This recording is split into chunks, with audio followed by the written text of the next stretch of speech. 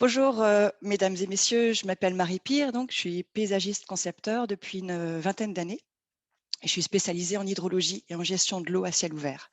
Je suis ravie de de participer ce jour au rendez-vous de la valorisation paysagère consacrée à la place de l'eau dans l'aménagement commune. Et ce qui est intéressant, c'est que la question de l'eau, c'est un sujet transversal qui est commun à différents champs disciplinaires, à différentes compétences. Par exemple, dans les grandes collectivités, il y a plusieurs services qui y travaillent. Il y a la voirie et l'assainissement, la propreté urbaine, l'urbanisme, les espaces verts. Enfin, on voit d'emblée que ce n'est pas un domaine qui peut se limiter à une seule approche. Et mon propos aujourd'hui sera de parler de la façon dont on gère l'eau, particulièrement l'eau de pluie, dans l'aménagement des communes, des collectivités, et comment on peut le faire surtout de façon durable, de façon économe, et comment ça peut être en plus un outil de valorisation paysagère de vos communes. Parce qu'actuellement, la gestion de l'eau de pluie, c'est un domaine qui est surtout réservé aux techniciens. On parle beaucoup de débit, c'est surtout des canalisations en béton, il y a des problèmes de dégrillage. Enfin, c'est un vocabulaire qui est très technique. En fait, on verra qu'on a tout à gagner à sortir l'eau du domaine de la technique pure pour la remettre à la place qui est la sienne, c'est-à-dire dans le paysage, et que les solutions basées sur la nature sont tout aussi, enfin, sont plus, enfin, sont, ne sont pas moins efficaces, même sont plus efficaces que les solutions très techniques.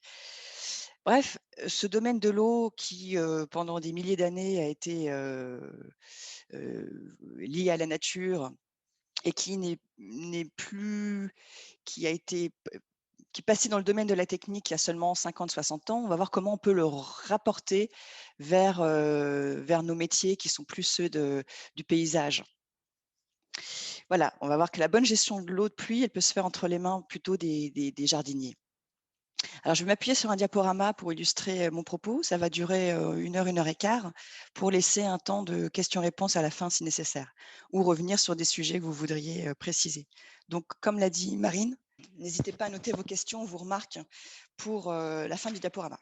Tout d'abord, faisons un petit tour d'horizon de votre territoire, donc que vous connaissez forcément très bien. Donc, c'est un territoire rural avec des bois plutôt sur les parties pentues, les crêtes, les prés, des champs.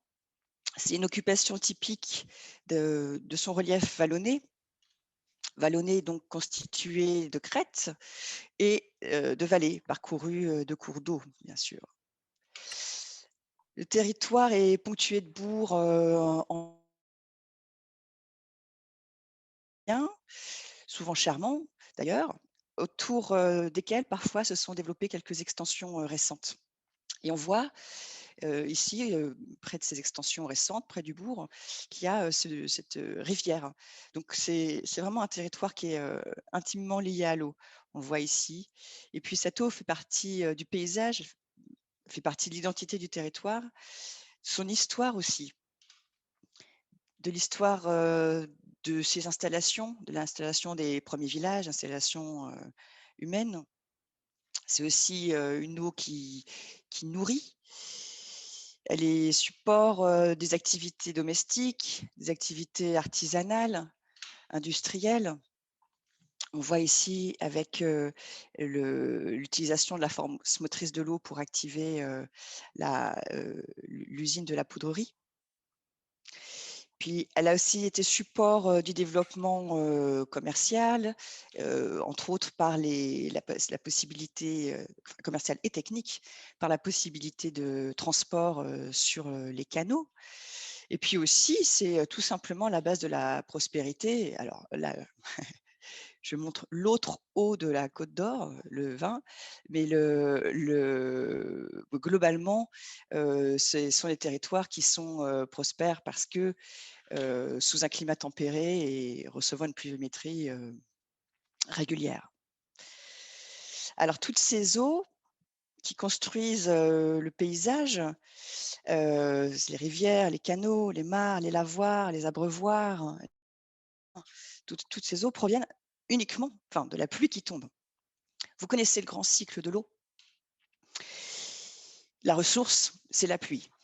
L'eau de nos territoires, c'est la pluie.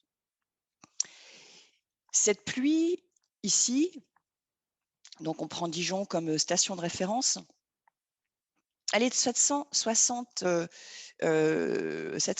mm. Qu'est-ce que ça représente en quantité? 1 millimètre de pluie, ça représente 1 litre. Donc l'année, quand il tombe 760 mm de pluie, moins d'1 mètre cube, 3/4 d'un mètre cube. Et donc par mètre carré, par an, il tombe moins d'1 mètre cube. Présentez quel est le volume annuel reçoit sur votre territoire. C'est une moyenne, vous êtes plutôt la fourche basse en pluviométrie française. La moyenne en France, c'est plutôt 860. C'est juste pour vous situer. Alors, une part des eaux ruisselle vers les cours d'eau, vers les zones humides, et puis une part, bien sûr, va s'infiltrer, rejoindre la nappe plus ou moins rapidement, les nappes phréatiques. Et on voit sur ces cartes du BRGM les situations des nappes, l'état de remplissage, le niveau des nappes, pour être précise.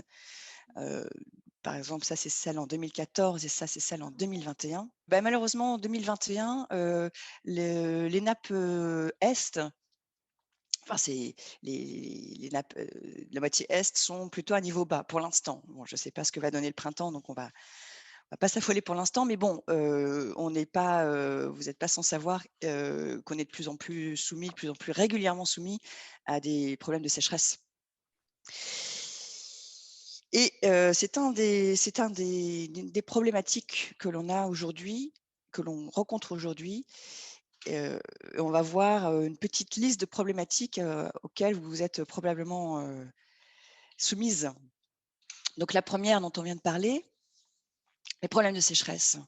Là, c'est une dépêche de l'AFP de 2019. Je crois que 2020 a été un petit peu moins aride, tant mieux. Voilà, on a tous en souvenir les photos de rivières, surtout dans l'est de la France, hein, dans ces états-là. Et puis, à contrario, des inondations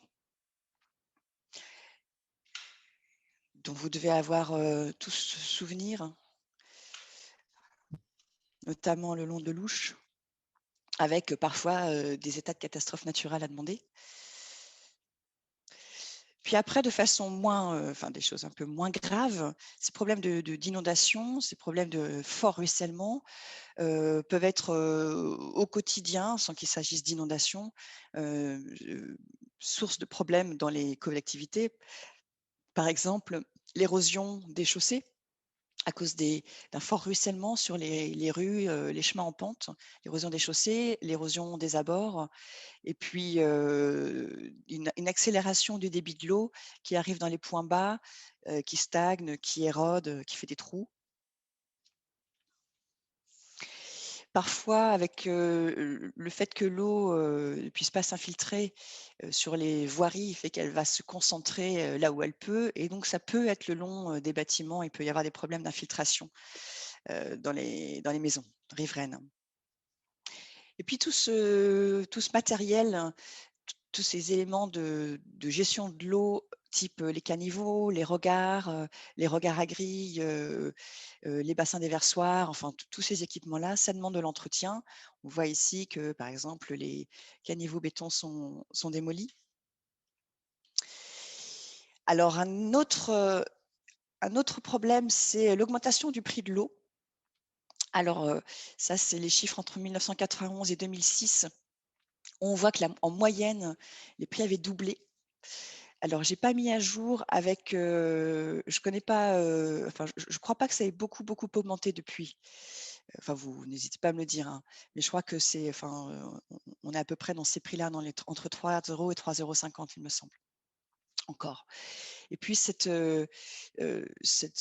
prix de l'eau, a augmenté pour, 2 raisons principales, c'est-à-dire la recherche de l'eau, mobilisation de la ressource en eau, et puis une grosse partie liée aux coûts liés à cette dépollution, assainissement et dépollution. Voilà un petit peu le tableau de récapitulation des des problèmes que vous avez, donc des choses assez globales, générales, sécheresse, inondation et pollution. Et puis après des problèmes, plus ponctuels, à l'échelle d'aménagement des communes. Alors l'origine de ces problèmes, d'où viennent ces problèmes? Alors ce qui est intéressant, c'est qu'on va voir qu'ils ont tous à peu près les mêmes, raisons. On va revenir un peu en arrière pour comprendre, l'évolution de la gestion de l'eau depuis, on va dire, sortie de la guerre quoi, ça après années 50, années 60, quand on a commencé à avoir une approche très, technique et très, béton. Donc un premier exemple, en Seine-Saint-Denis. Donc c'est pas du tout par chez vous, mais c'est pas grave parce que, malheureusement les exemples sont universels. Alors on est sur un territoire de plaine où l'eau serpente, lentement, de là où elle tombe jusqu'à son exutoire et on voit sur cette carte qu'en serpentant, elle crée, pas mal de marécages, d'étangs, de mares, elle a voilà un trajet très sinueux et puis ce ce ce ce trajet, ce réseau de fossés, et cetera est, typique, enfin il est inclus dans un tissu rural, peu dense mais qui, commence à être transformé, dès les débuts de l'urbanisation, dès que les villes et les villages commencent à s'étendre. Alors, on voit ici un petit bourg et puis il commence à s'étendre et puis juste à côté, vous voyez qu'il y a déjà des zones industrielles, artisanales, commerciales et cetera. Et donc vous voyez par exemple ce petit, cours d'eau là qui suit son trajet, déjà là se retrouve, rectifié. Alors rectifié, ça veut bien dire ce que ça veut dire, c'est-à-dire, il est mis droit, rectiligne. Voilà et rectifié. Puis bon, c'est vrai que, c'est lié à la fois à l'urbanisation et puis aussi aux modifications des pratiques, agricoles, puisque là, on voit bien qu'il y a eu, arrachage de haies, mécanisation et cetera. Donc ça va aussi avec. Puis rapidement, alors, en tout cas dans ce coin de la France, rapidement l'urbanisation, continue, galope et s'étend et il y a plus de place pour l'eau en réalité. C'est-à-dire que où est-ce qu'on va pouvoir laisser, l'eau serpenter alors qu'on a, tout ça à construire, quoi? On a des routes, des équipements sportifs, des parkings, des lotissements, des zones d'activité, des centres commerciaux, des zones artisanales. Enfin, tout ce qu'on retrouve dans l'étalement urbain depuis les années, 60-70, dont, certaines communes, parmi les vôtres sont à peu près, préservées, mais, mais pas toutes. Enfin, en tout cas, vous pouvez aussi être un peu soumis à ça, même si c'est, dans une moindre mesure et je vous le souhaite. Alors parallèlement à cette urbanisation, enfin ce que génère cette urbanisation-là, c'est aussi une imperméabilisation, des sols. C'est-à-dire qu'avant, là où la goutte d'eau tombait sur le sol et pouvait s'infiltrer ou ruisseler tranquillement jusqu'à une zone humide ou jusqu'à la rivière, et bien là, elle ne peut plus vraiment le faire puisqu'elle tombe souvent sur des surfaces minérales et ces surfaces minérales sont connectées à des canalisations, même les toitures. Donc l'eau qui avant tombait sur le sol n'y va plus, elle est directement prise dans les canalisations et puis, il y a tellement, de mètres carrés à urbaniser et puis il y a plus de cours d'eau à ciel ouvert, il y a plus de fossés. Donc on fait de plus en plus de canalisations et de plus en plus grandes pour pouvoir, heu accueillir tous ces débits, très forts, ces débits qui augmentent.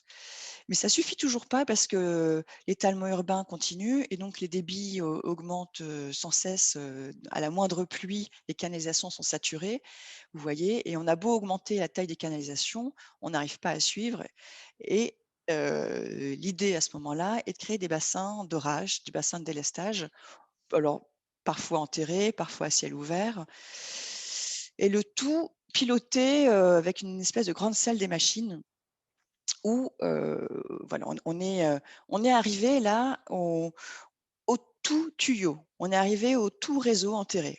C'est-à-dire que là, la goutte d'eau, elle est pilotée, vers une canalisation, vers un bassin d'orage et cetera.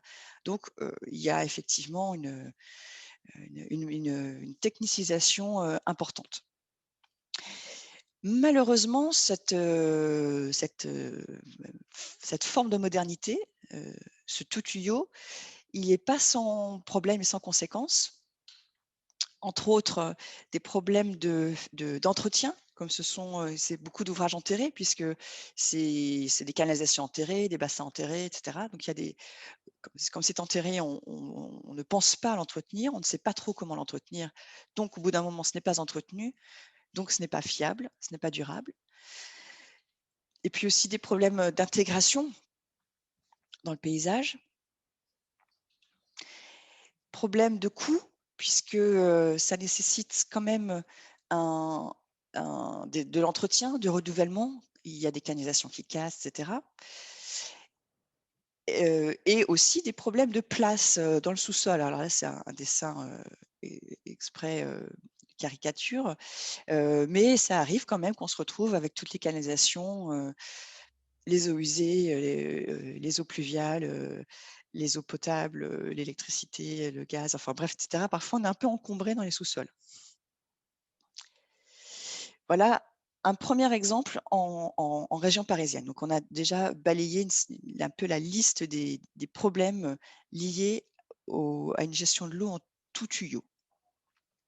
Maintenant, un autre exemple dans un territoire rural qui ressemble un peu au vôtre dans les grandes lignes, bien sûr, même s'il n'est pas du tout dans la même région, puisque là, on est en Haute-Garonne.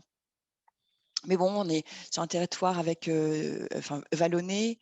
Il y a une pluviométrie annuelle qui est assez proche de la vôtre, avec des petits cours d'eau.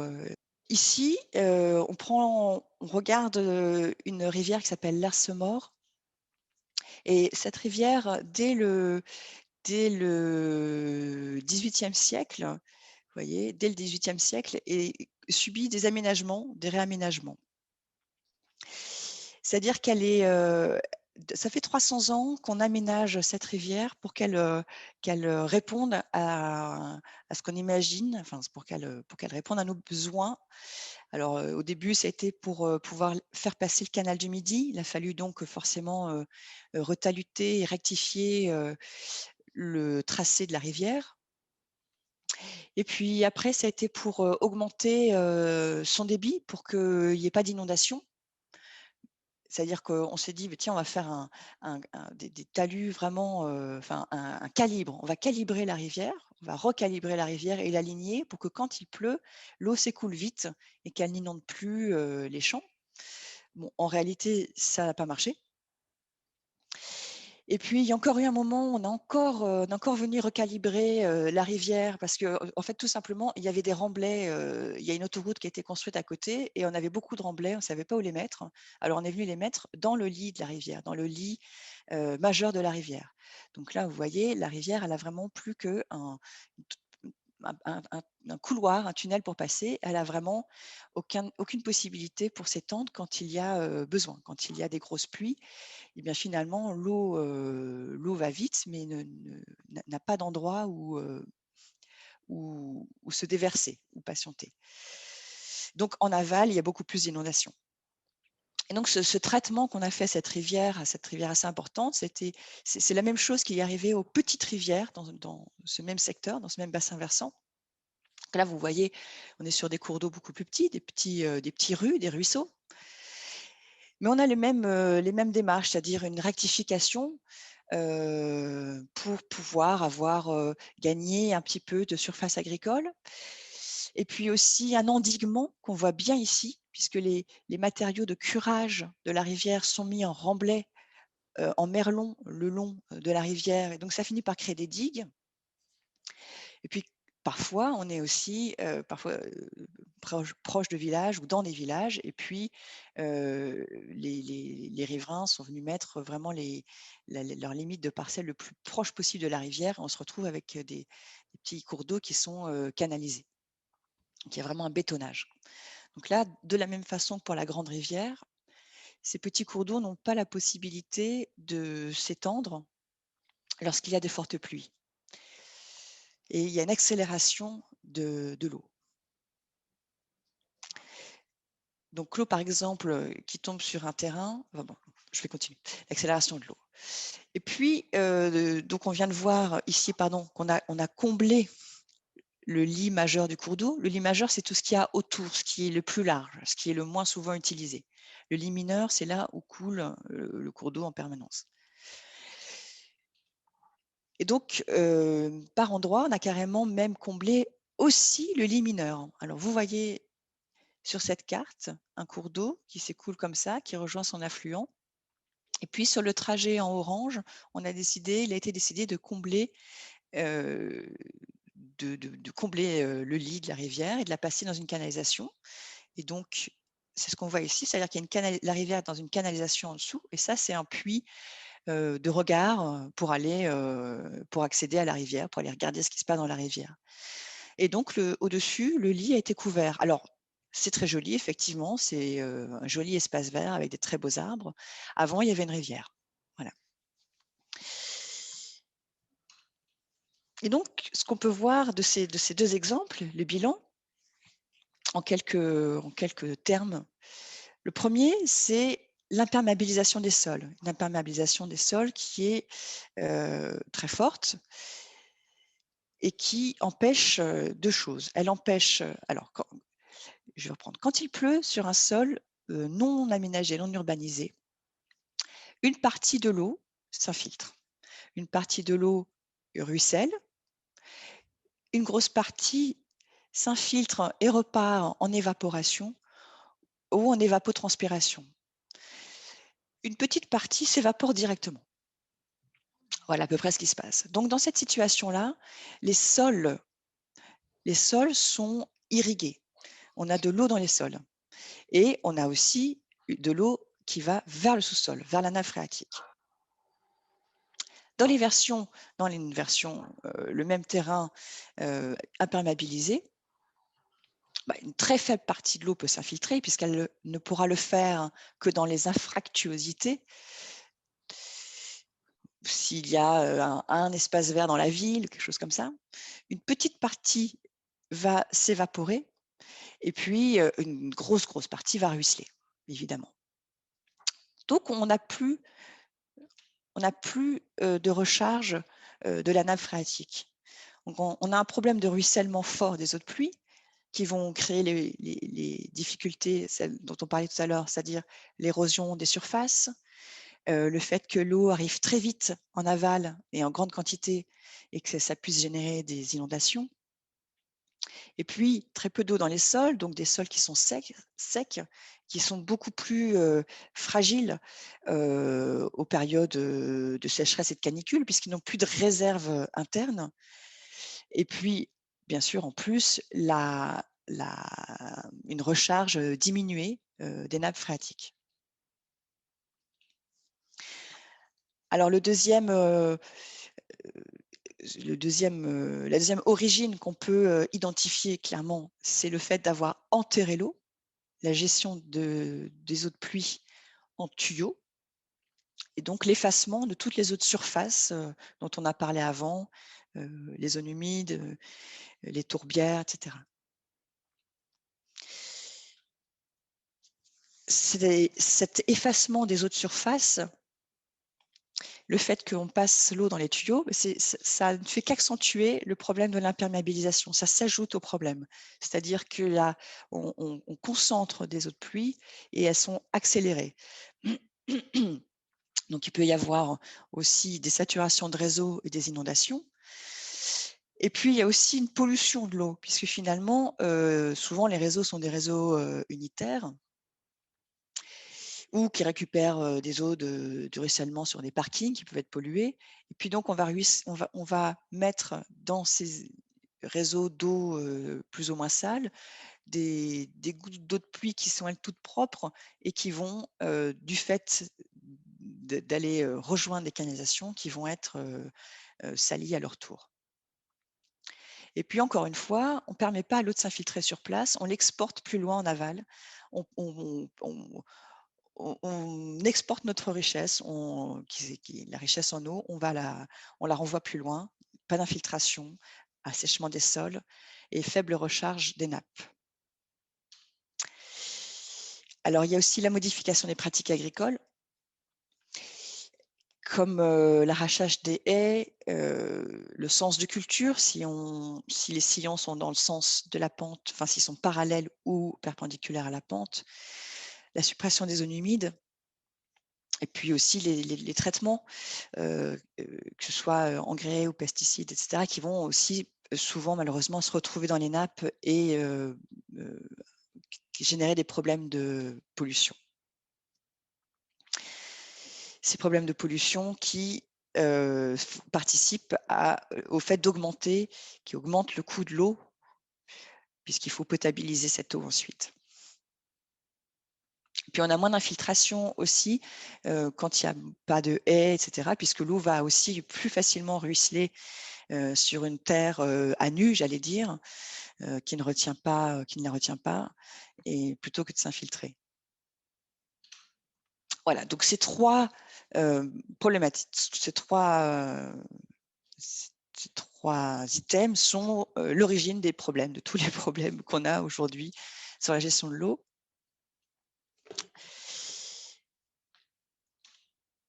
Et puis, un chiffre qui illustre très bien tout ça, c'est qu'on a perdu en un siècle 70% des zones humides.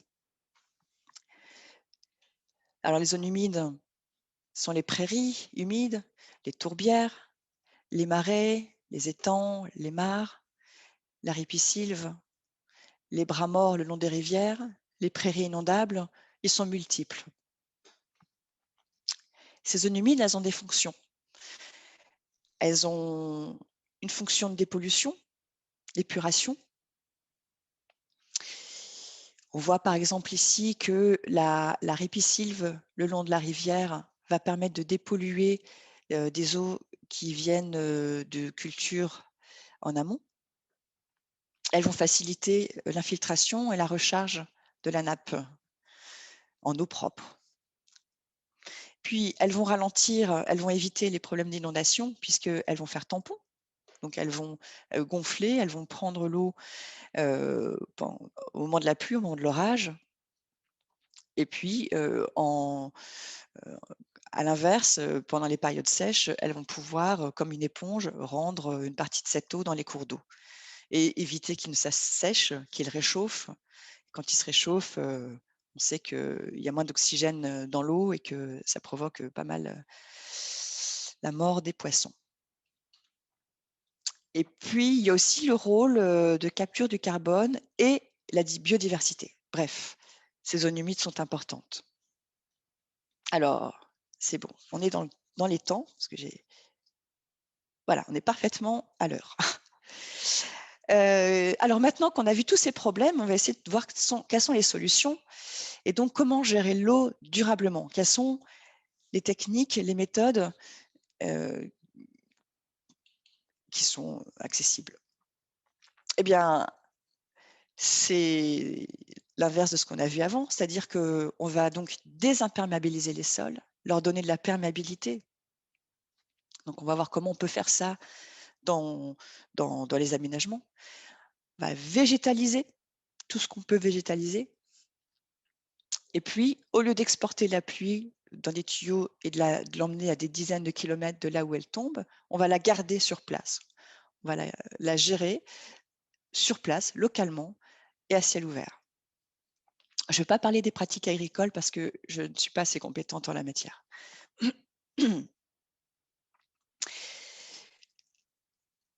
Ici, une illustration avec ce petit dessin, une illustration où ces trois notions, c'est-à-dire profiter de la pluie où elle tombe, multiplier les espaces végétalisés, redonner de la perméabilité aux surfaces urbanisées.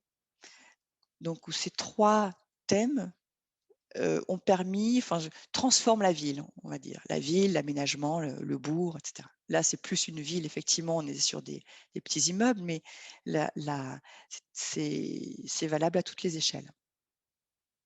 Alors, on voit par exemple dans le parc, il y a une petite zone humide, une partie inondable.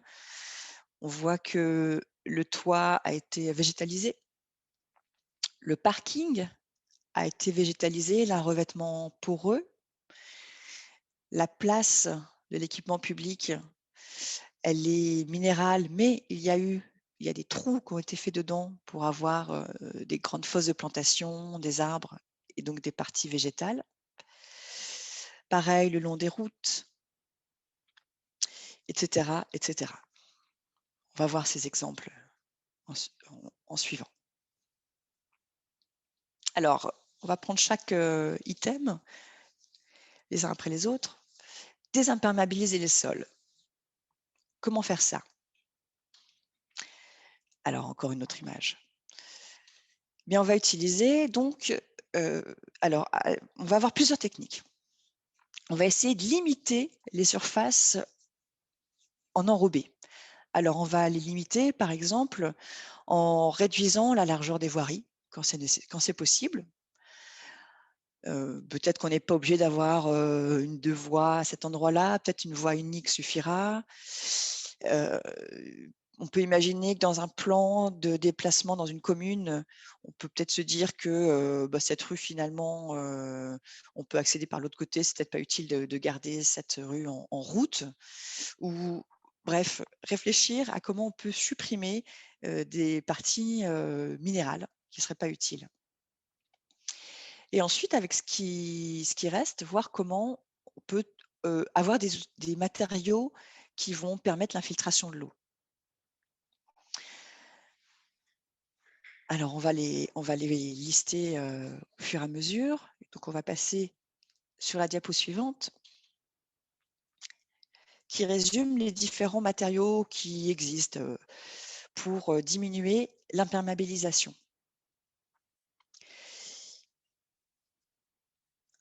Alors, je précise, coefficient de ruissellement. Alors, ce que ça veut dire ça?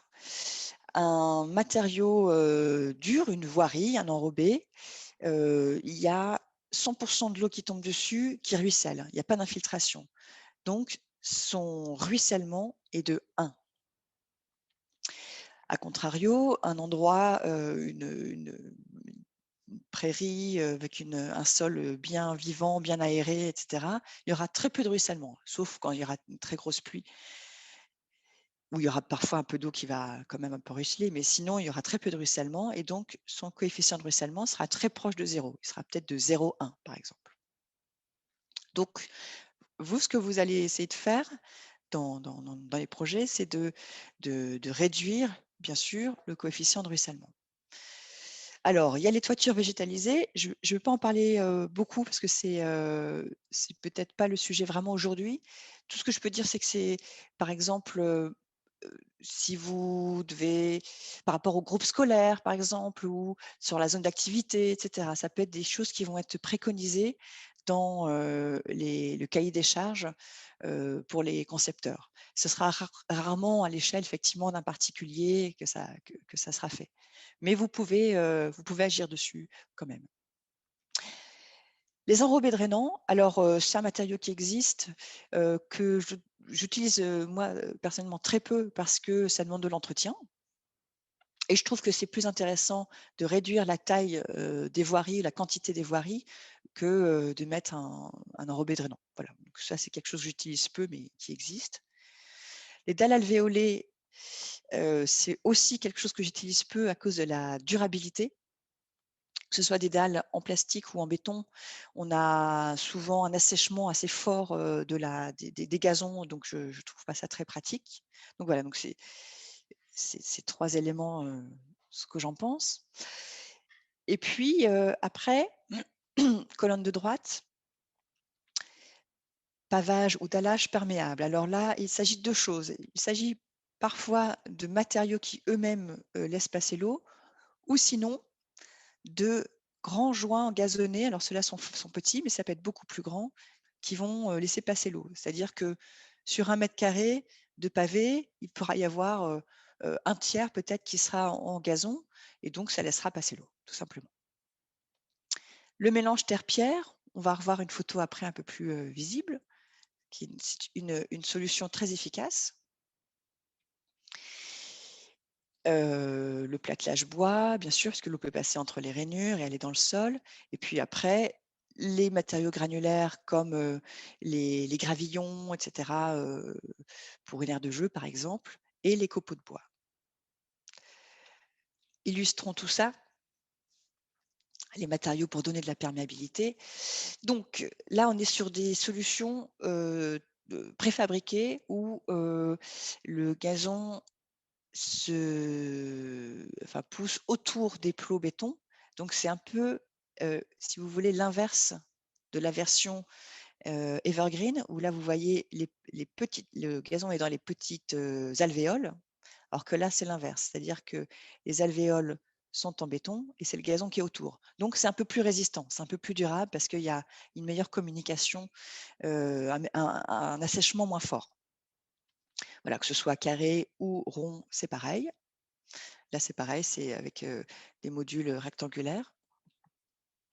Puis pourquoi pas, enfin si, il est possible, il existe aussi des variantes un peu plus rigolotes, on va dire. Et puis, ce dont je parlais tout à l'heure, c'est bien d'utiliser ces matériaux, mais c'est bien surtout de réfléchir à où est-ce qu'on en a besoin. Par exemple, finalement, là, il y a besoin de matériaux minéraux que là où passent les roues du véhicule. Donc, non seulement ici, on utilise des systèmes de pavés non joints, donc c'est ce matériau-là, et en plus, on ne les utilise que là où il y a une circulation. Donc, sur cette allée qui aurait pu être 100% en enrobé, mais finalement, on a réduit énormément l'imperméabilisation. On a augmenté du coup c'est plus valorisé, plus valorisant. Parfois, on ne peut pas mettre de végétal parce que ça va être trop à l'ombre, des choses comme ça, c'est pas grave. On peut avoir ce type de dalle minérale avec du gravillon à l'intérieur, ça marche tout aussi bien. Et là, on aura donc l'infiltration de l'eau qui se fera par les gravillons ici. Un autre exemple de pavé non joint, donc vous voyez qu'on a ici quelque chose qui est assez minéral, là où les gens circulent, là où il y a le mobilier urbain. Et puis, il y a une espèce de gradient où il y en a de moins en moins, jusqu'à avoir des lieux qui sont un peu sauvages, végétaux, colonisables par les graines, etc. Enfin bref, dans la place elle-même. Et puis ici, il y a beaucoup de monde qui passe, si c'est un endroit qui est très utilisé, eh bien, ça poussera pas et c'est pas grave. Il y a la terre qui peut continuer à absorber. Mais là, par rapport à une place publique normale, on a énormément limité l'imperméabilisation et puis tout en ayant une grande surface ouverte qui reste d'apparence assez minérale. Et on a aussi introduit un peu la nature en ville dans une forme un peu sauvage. Alors, un parking en mélange terre-pierre. Excusez-moi parce que la photo est un petit peu pixelisée, mais ce qu'on voit, c'est qu'en fait, on voit presque pas la différence entre la partie de stationnement et la partie non stationnée, puisque en gros, on est sur une espèce de gazon renforcé, si l'on peut dire, avec à quoi ça ressemble de près. Donc on voit effectivement à la grave qui est à l'intérieur, mélangée à la terre. Et donc, ça fait un sol résistant et drainant. Là, il a été aussi choisi de ne pas mettre de marquage au sol pour éviter que les gens se garent toujours au même endroit, pour éviter que ça tasse ou que ça fasse de l'ombre toujours au même endroit sur l'herbe. Les matériaux granulaires, comme les gravillons pour les aires de jeu, enroulés, ça marche très bien, c'est assez durable. Ou les copeaux de bois dans les parcs, dans les aires de jeu, etc. Donc, il y a en plus, bien sûr, pas mal d'autres avantages, c'est-à-dire, le fait, d'éviter les mauvaises herbes, le fait de garder l'humidité, enfin de limiter, le gel. Bon, il y a d'autres effets, positifs, mais c'est surtout perméable. Quand on fait une aire de jeu comme ça, bah, il y a pas besoin d'avoir, un regard, une canalisation qui reste branchée sur une autre canalisation, et cetera. C'est simple, c'est géré sur l'espace lui-même.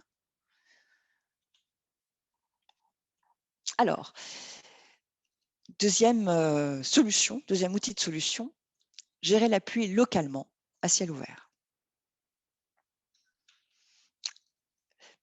Illustration, on voit ici que l'eau de pluie des balcons de ce bâtiment est conduite directement juste à côté dans un espace vert planté. Alors il faut garder une bonne porosité. Enfin, faut éviter, pour éviter qu'il y ait des problèmes d'infiltration d'eau dans les fondations, il faut qu'effectivement autour du bâtiment, il y ait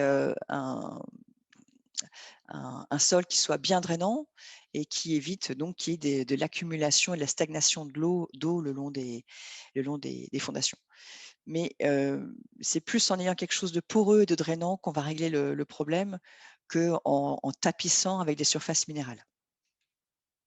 Donc on peut dire qu'ici, là, il y a pas d'export de la matière, quoi. Il y a l'eau de pluie qui tombe ici, enfin le fait que ce soit minéral, donc le fait que ça produise de l'eau de ruissellement est consommée tout de suite, quoi. C'est vraiment directement du producteur au consommateur.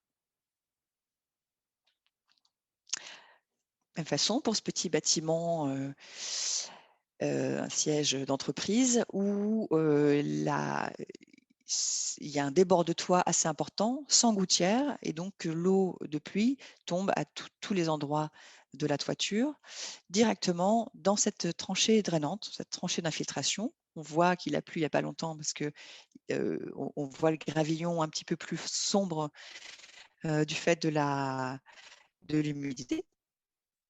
Et puis entre le bâtiment et cette tranchée d'infiltration, on a un végétal qui vient faire le pied de mur. Ici, il n'y a aucun problème de risque d'infiltration de l'eau vers les fondations parce qu'on est assez loin des fondations et puis que c'est très drainant. Donc en fait, l'eau va vraiment avoir beaucoup plus tendance à s'infiltrer dans le sol qu'à essayer d'aller vers les fondations.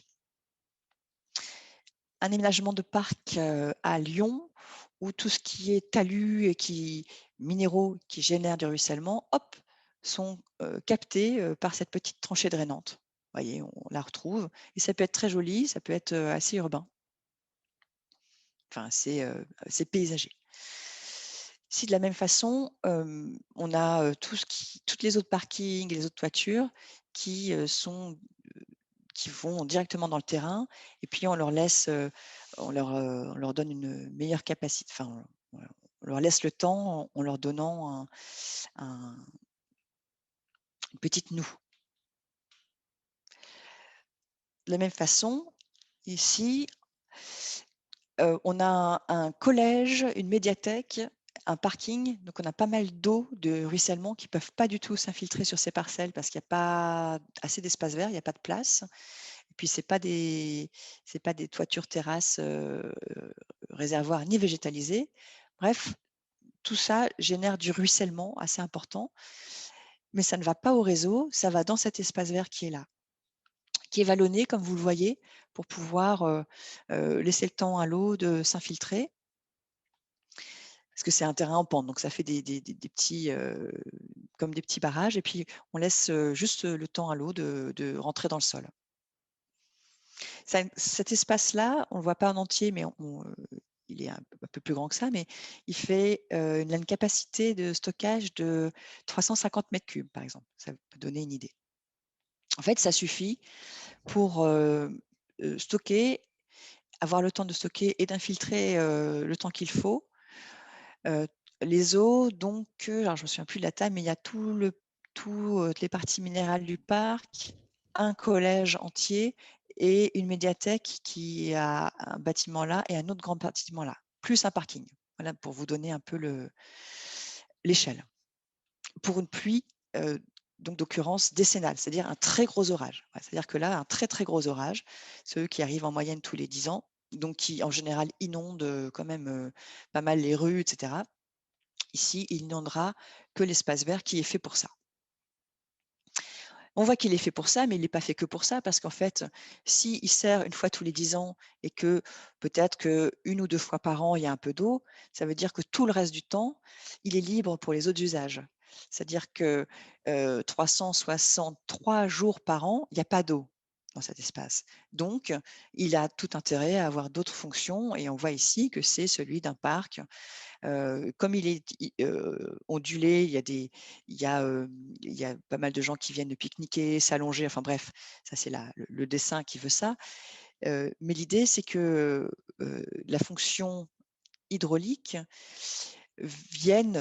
s'ajouter, vienne de temps en temps ici, mais que ce soit avant tout un espace vert, public, paysager, le reste du temps. Le fait que c'est un espace vert public, paysager, fait qu'il est entretenu, il est utilisé. Et le fait d'être entretenu fait que ça rend la gestion de l'eau tout à fait fiable, tout à fait efficace. Si il advenait que, je ne sais pas moi, l'eau stagne, je ne sais pas, qu'est-ce qui pourrait se passer en réalité, mais admettons qu'il y ait des problèmes, on les verrait tout de suite parce que c'est à ciel ouvert. On pourrait agir dessus rapidement. En réalité, l'eau peut pas stagner parce on a des cailloux en dessous. On a une espèce de tranchée drainante sous la terre, à 30 centimètres sous la terre, qui garantit qu'on a une parfaite infiltration de l'eau. On n'a pas du tout de boue ou de stagnation. Au contraire, on a une très bonne infiltration de l'eau. Donc une solution comme ça, si naturelle, si simple, si rustique, à base de gazon, elle n'a pas de raison de devoir être réparée. Elle n'a pas de raison de ne plus pouvoir fonctionner. On est sur des systèmes qui sont vraiment très économes en, en construction, en réalisation et très durables.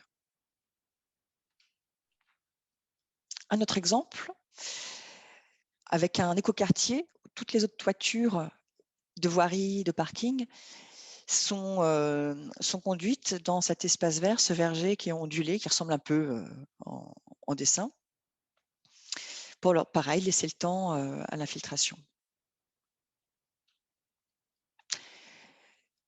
Une noue qui borde une voirie, dans laquelle sont plantés les arbres qui bordent la voirie. Puis cette noue récupère donc toutes les eaux de la voirie et du chemin qui est ici, et elle permet aussi de faire un peu la gestion de différences de niveau qui existent. Vous voyez ici, on est en point haut. Plutôt que d'avoir un bête talus, j'allais dire, un bête talus en pente comme ça, tac, finalement, on a un talus qui est inversé en V et qui vient, je trouve, donner une belle lisière et un bel ourlet au parc, quoi. Ça fait un fond de parc très joli plutôt que d'être sur un talus qui donne sur la rue. Alors encore une noue. Alors ici, elle est vraiment très valorisée. Elle est en bande plantée dans un parc. C'est faisable aussi. Donc là, elle est assez large, très peu profonde.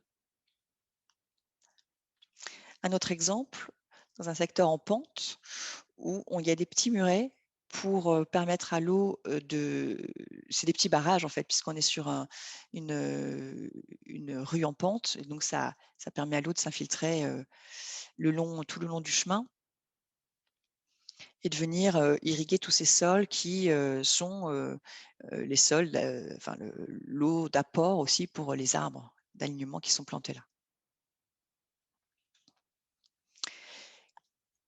Quelques exemples schématiques de nous. Alors celle-ci, c'est écrit simple, parce que tout simplement, c'est de la terre.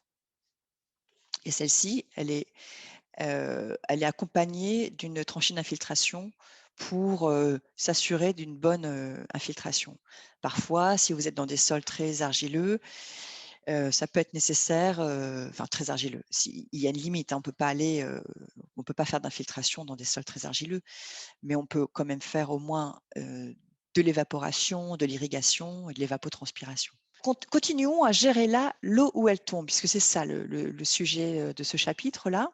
Donc ici, c'est C'est un peu comme une noue, mais très large. On est dans un petit vallon, juste au-dessus de Bordeaux. Et il y a tout un quartier qui s'est construit autour. Enfin, il y a un petit centre, un petit centre commercial, enfin un petit centre commercial tout petit avec vétérinaire, etc. Enfin bref, il y a des surfaces minérales et des toitures et elles sont conduites dans ce vallon qui est forcément un peu plus en contrebas.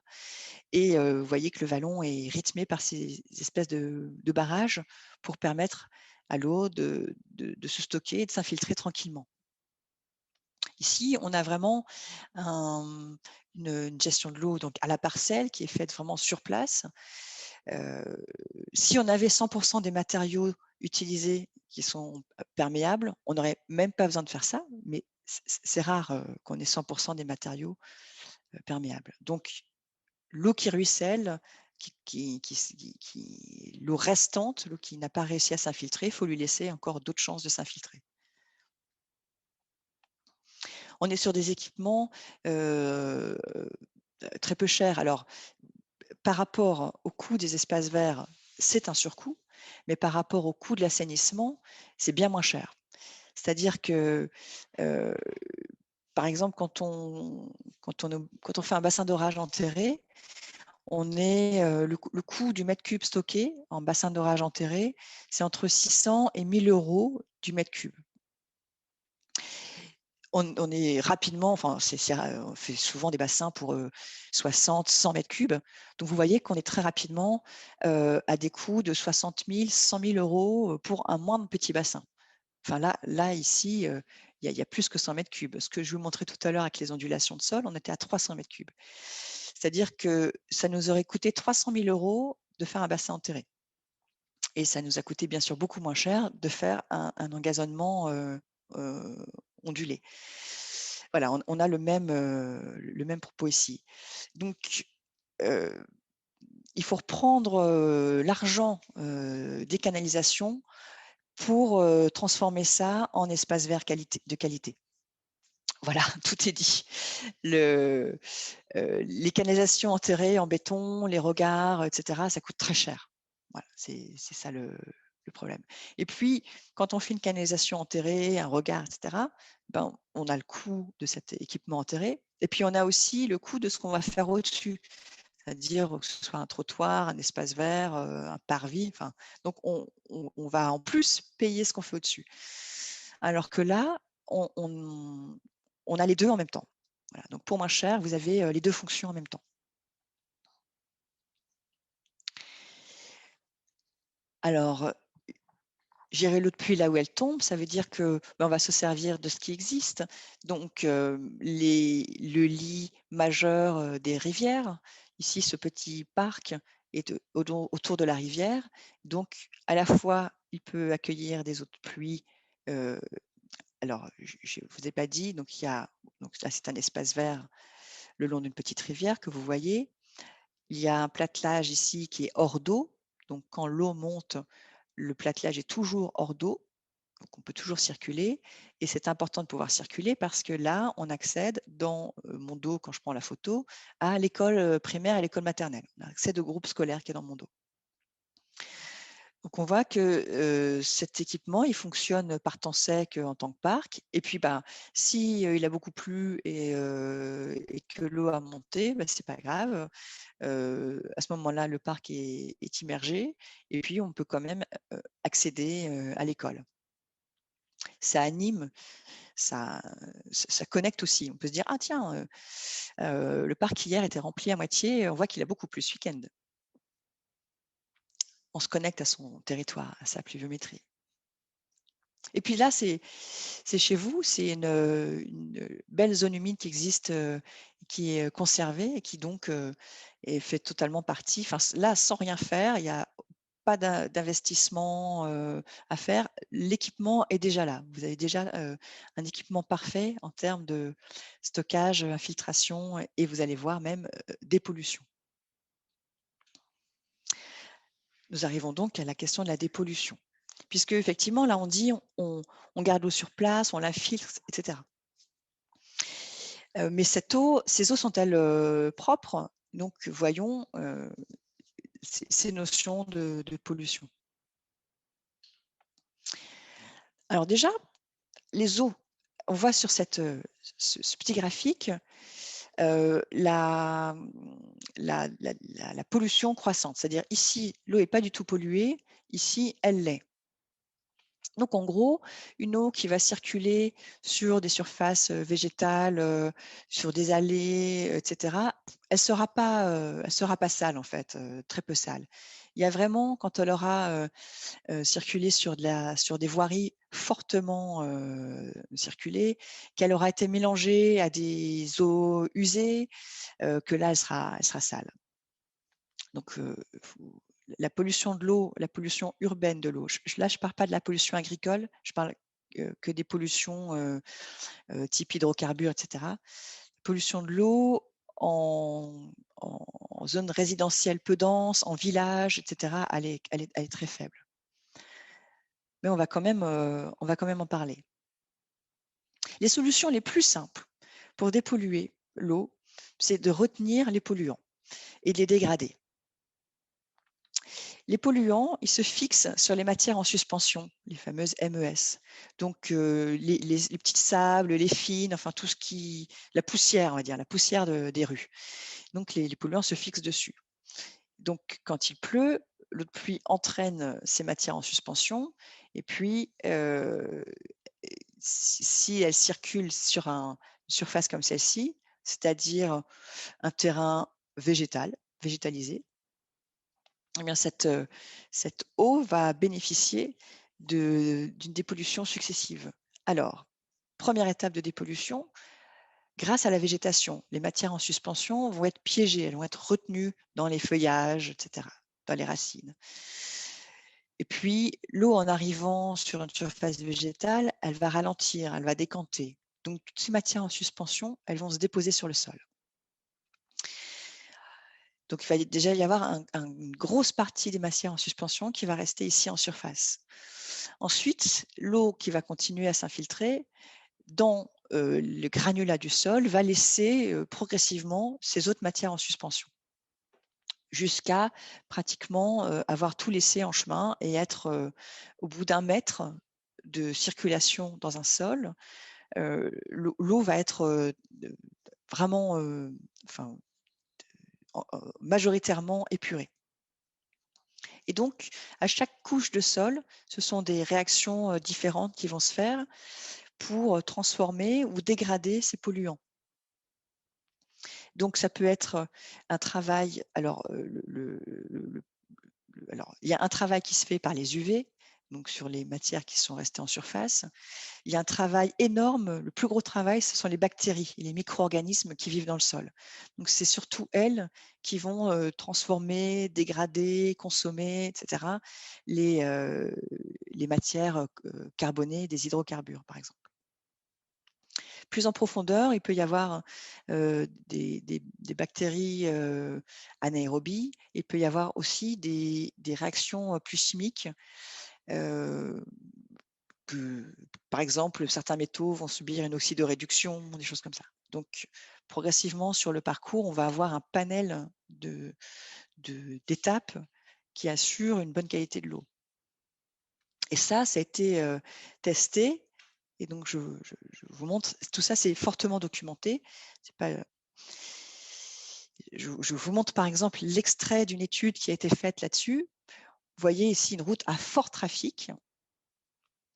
Et on va analyser l'eau. On va analyser l'eau juste au bord de la route. Et puis, on va analyser l'eau qui va avoir coulé sur 1 mètre de talus. Donc, l'eau ici va couler sur 1 mètre de talus. On la récupère ici dans une petite boîte et elle va être analysée.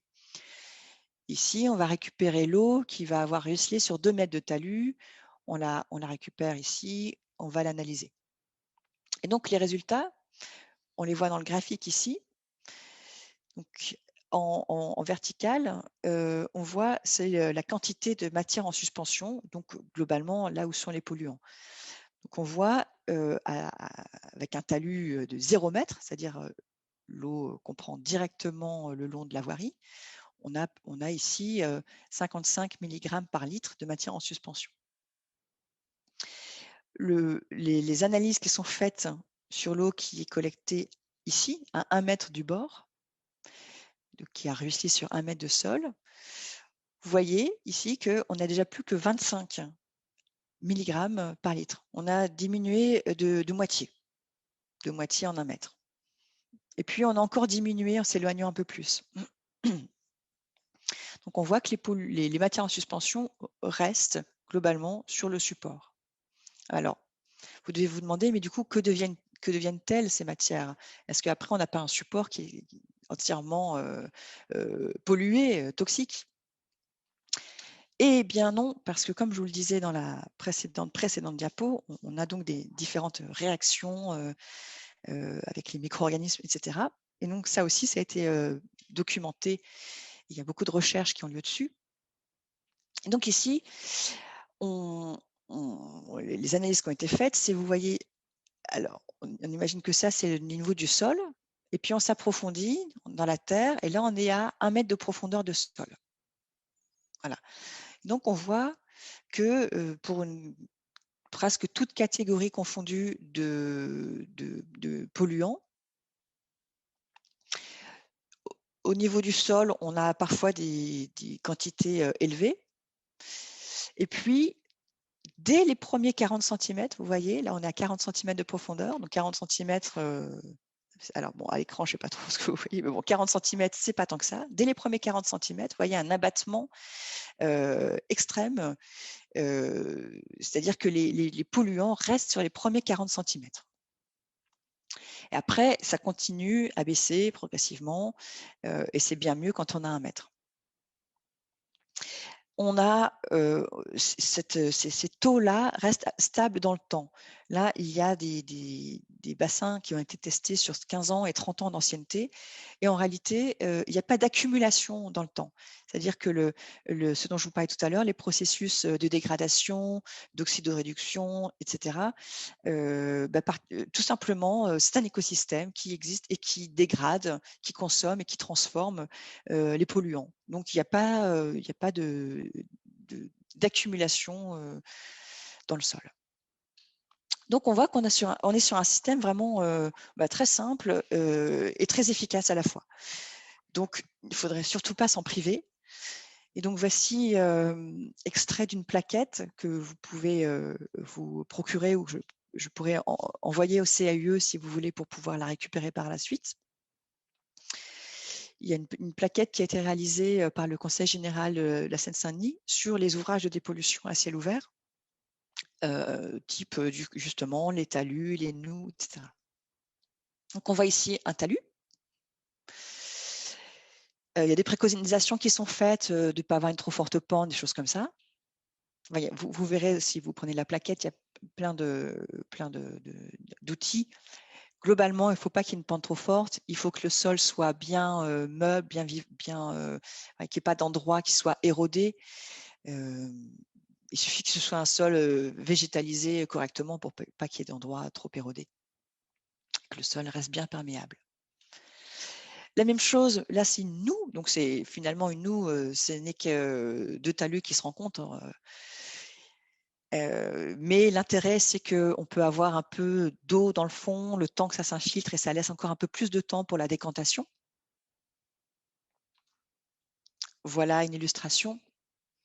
Cette noue est en bordure d'une voie où il y a des pistes cyclables, des bus, et alors pistes cyclables et voiries avec des bus. Et toutes les eaux sont collectées à ciel ouvert. Alors on ne voit pas trop ici, mais il y a des ouvertures dans les séparateurs.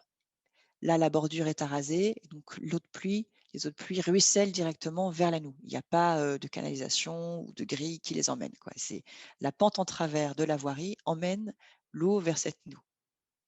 Cette noue va dépolluer, infiltrer, consommer pour ses propres usages, c'est-à-dire ses arbres, voilà, et ça va générer de l'évaporation, de l'évapotranspiration, qui vont atténuer grandement l'effet chaleur provoqué par la route qui a été créée ici. Ici, par cette noue, on compense donc à la fois le ruissellement de l'eau de pluie et aussi l'augmentation des chaleurs urbaines. Un autre exemple ici, n'hésitez pas si vous avez des questions à les garder pour la fin. On reviendra sur les diapos sans problème. Un autre exemple d'équipement de dépollution, le bassin d'infiltration. En fait, c'est encore un peu la même chose. C'est comme une noue, sauf qu'au lieu d'être en longueur, bah, il a la forme qu'il veut, quoi. Voilà. L'intérêt, c'est pareil, c'est qu'il est qu'il soit assez profond, enfin assez profond, non, pas du tout, qu'il laisse le temps à l'eau de s'infiltrer. Il y a juste une recommandation, c'est quand on fait de l'infiltration, c'est de laisser ça c'est pas une recommandation d'ailleurs, c'est une obligation réglementaire. On doit avoir au minimum 1 mètre de sol. Alors c'est pas 1,50 m en vrai, c'est 1 mètre, la réglementation c'est 1 mètre d'épaisseur de sol entre là où on infiltre et la nappe phréatique. Donc si on a une nappe qui est très affleurante, il faudra réfléchir un peu différemment. Mais c'est possible. Pourquoi il y a cette contrainte d'1 mètre? C'est tout simplement pour être sûr que l'eau a bien le temps de circuler à travers le sol et de laisser progressivement tous ces polluants avant de rejoindre la nappe. C'est pour éviter, bien sûr, d'aller polluer la nappe avec une eau sale qui irait trop vite, ou trop facilement, trop rapidement dans la nappe, quoi. Voilà à quoi ça pourrait ressembler. Vous voyez, un espace heu, assez peu penté, enfin peu décaissé, un petit chemin qui traverse d'ailleurs. Et puis dans le secteur ici, peut-être un sol plus hydromorphe. On voit qu'il y a quand même des plantes des milieux humides, donc probablement, enfin, toutes les eaux du quartier sont conduites ici, donc forcément il y a de l'eau qui vient assez souvent. Ça ne veut pas dire qu'il y a de l'eau en surface, ça veut dire que le sol est un peu plus humide à ces endroits-là. Un autre élément possible, c'est la mare qui permet aussi une très bonne décantation de l'eau et une bonne dépollution avec des techniques, enfin des techniques, c'est un écosystème un peu différent, donc c'est pas tout à fait les mêmes, ça se fait pas tout à fait avec les mêmes bactéries, et cetera, mais c'est un même principe en fait. C'est les écosystèmes qui dégradent et consomment les polluants. Voilà 2 exemples. Et enfin, une autre variante, je doute que vous en ayez besoin, mais je la montre pour que vous sachiez de quoi il s'agit. Ce sont les filtres à sable plantés. Alors là, ce sont des équipements qu'on utilise quand on a des fortes pollutions et très peu d'espace pour gérer l'eau. Donc on va dire que c'est des versions compactes à haut rendement. Ben voilà, c'est ça. C'est ce qui est écrit dans le titre, un dispositif compact au rendement important. Donc le principe, c'est qu'au lieu d'avoir juste un sol en terre, ben, on fait circuler l'eau à travers du sable. Voilà. Donc il y a d'abord de la terre, du sable, des gravillons. Donc on la force dans son trajet à passer par le sable qui va du coup filtrer d'autant mieux les matières en suspension. C'est vraiment ça le principe. C'est pas plus compliqué que ça, j'allais dire. Alors là, on voit une mise en œuvre un peu plus compliquée, je trouve, parce qu'il y a une étanchéité, et cetera. Mais voilà un filtre à sable planté, voilà un filtre à sable planté, par exemple. Ici, ce filtre à sable planté de roseaux, donc c'est une roselière. Enfin, il n'y a pas que des roseaux, il y a différents types de graminées. Bref, ce filtre à sable planté sert à dépolluer un très grand bassin versant urbanisé. Enfin, on est en pleine ville, on est à Aulnay-sous-Bois, en banlieue parisienne. Donc, on a vraiment un grand bassin versant avec beaucoup de parkings, des voiries fortement utilisées, etc. Donc, on a fait cet équipement à haut rendement, comme on dit, exprès pour ça. Et puis, on a fait ça aussi pour une autre raison. C'est que c'est un réseau unitaire, non, pardon, c'est un réseau séparatif qui arrive, un réseau d'eau pluviale, mais sur lequel il y a quelques branchements unitaires qui sont non conformes. Donc, Ce système permet aussi de gérer les eaux usées parasites qui arrivent. Un filtre à sable planté pour dépolluer les eaux pluviales est très proche en réalité des filtres à sable plantés qui sont ceux des petites stations d'épuration que vous avez peut-être dans vos communes, et les stations d'épuration à roseaux. C'est assez proche en conception. Alors quelle heure est-il? Je crois que je vais devoir accélérer un petit peu. Donc, on voit que la gestion de l'eau locale à ciel ouvert, elle a beaucoup d'avantages. Déjà, c'est simple, c'est peu coûteux, ça permet l'infiltration des eaux de pluie sur place, ça irrigue les sols, ça protège des inondations, ça pérennise l'alimentation en eau potable, ça protège les milieux naturels. Enfin bref, vous voyez, la liste est longue. Je pense que je vais aller directement alors, il y a deux. J'aurais pu vous montrer deux exemples réalisés ailleurs, mais ça va prendre trop de temps. Je préfère aller directement à des exemples qui ont été faits dans votre territoire et qui sont très réussis. Par exemple, à Chaumont-le-Bois, on voit cette place en enrobé qui va être transformée en place végétale avec un mélange terre-pierre qui donc est porteur, il est structurant. On peut toujours stationner dessus, marcher dessus, etc. Donc d'abord, on casse l'enrobé, on amène les granulats, on fait les mélanges de terre et de grave. Là, ici, il y a la couche de finition en terre et puis la végétalisation. Donc, on voit qu'on est passé de cette place grise à cette place verte qui permet de stationner, qui permet de monter un barnum pour faire une fête. Alors, je sais qu'en ce moment, on ne fait pas beaucoup de fêtes et tout ça, mais c'est possible. Enfin, en tout cas, techniquement, le sol le permet. Voilà d'autres images. Alors, un autre exemple à Chênay, où on a une requalification de la place du village. Ça commence par un changement du plan des voiries, c'est-à-dire que cette voie-là, elle est tout simplement supprimée, parce que de toute façon, on peut passer par ailleurs. Et donc, alors elle passait là, cette place, la rue, et puis finalement, il n'y a pas besoin, on accède par l'autre côté. Donc, le fait de ne plus avoir cette rue, ça permet de faire une place à la place. Et voilà, une vraie place de village. Et puis, tout autour, c'est végétalisé. Donc, autour du puits, c'est végétalisé, c'est beaucoup plus valorisé. Et puis, il y a des arbres qui sont plantés et des places de stationnement qui sont conservées et elles sont faites avec les pavés non joints, comme on en a déjà vu pas mal tout à l'heure. Donc, on a ici une requalification totale de la place qui, en plus, est une place beaucoup moins minérale qu'avant, beaucoup plus perméable qu'avant. En plus, on a un stabilisé, donc ça ruisselle un peu moins qu'un enrobé. Voilà. Une autre place avec à la fois des sols végétalisés et des sols en gravillon. Donc, on a là, très peu de ruissellement. Enfin, je pense que tout peut s'infiltrer directement.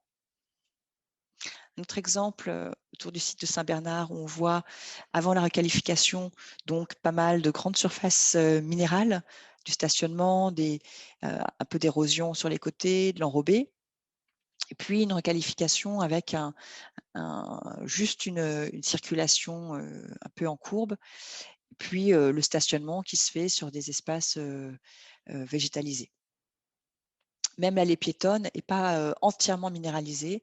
Seules sont indiquées les marches de trottoir, enfin les marches d'escalier, pas de trottoir. Voilà. Et ça suffit à ce qu'on comprenne que c'est par là qu'on passe, si on a envie d'utiliser les marches. Et voilà. Ici, une autre commune, de la même façon, une des rues a été supprimée pour être transformée en allée piétonne. Donc, ça laisse plus de place pour faire des plantations. de part et d'autre de cette allée. Et puis ça va progressivement, tout ça va pousser, ça va faire une promenade assez ombragée avec les fruitiers palissés sur le muret. C'est tout à fait charmant. Et en plus, ça permet d'infiltrer l'eau. Un simple parking. Alors, ce que j'aime dans cette photo, c'est qu'en fait, c'est la simplicité même, et c'est ça qui fonctionne. C'est-à-dire un mélange terre-pierre végétalisé, pas forcément besoin de marquer des places. Et puis, donc, tout peut à la fois s'infiltrer, etc. Et puis, il y a ces questions de dépollution dont on a parlé avant, qui sont gérées par le fait qu'on est sur une surface végétale et que l'eau va forcément décanter ces matières, etc., dans ces dispositifs de dépollution verts. On a les arbres qui sont plantés dans la noue, donc on aura en plus une irrigation naturelle. Voilà, là, il n'y a plus de rue, elle est verte. Enfin, c'est pas qu'il n'y a plus de rue, c'est que la rue est devenue verte, carrément. Et pourquoi pas? On imagine bien sûr qu'il n'y a pas une circulation, qu'on n'est pas sur une artère principale, évidemment, mais dans certains bourgs, certaines communes, il y a quand même des rues qui ne sont pas circulées tant que ça, et ça peut être imaginable. On voit qu'on arrive ici dans un village-jardin. Ça change énormément la perception du lieu. Dans un parc ici, où on a beaucoup, les revêtements de sol ont été limités, vous voyez, des plâtrages en bois ou en caillebotis, qui font qu'en fait, on n'a pas imperméabilisé le sol. Donc le sol reste